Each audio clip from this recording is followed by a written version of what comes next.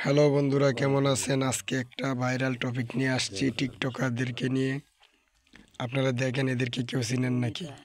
আমি কষ্ট মিটাই দেই নাই। ওই কক্সিটা কষ্ট মিটাইছি বুঝছ না বিষয়। আচ্ছা ভালো হইছে কষ্ট যা কষ্ট মিটাইছি।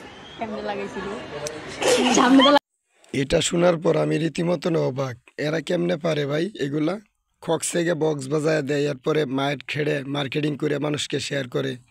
এরা কোন ধরনের মা বাপের জন্ম? এরা বুঝতে পারি না ভাই।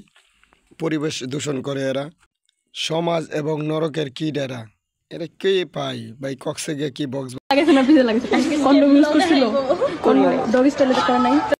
আচ্ছা, কন্ডম বা কন্ডম ছাড়া করছে কেমনে, কি না করছে, এগুলো আমার মুখে দেওয়া হয় না। দেখেন না কেমনে নির্লজ্জের মতন আইসা সেরা মিডিয়ার সামনে বলতেছে। আসলে এদের শিক্ষা দীক্ষার খুব অভাব। এরা হলো এক নাম্বার মূর্খ জাতি। শিক্ষিতর নামে মূর্খ হয়ে রয়েছে এরা।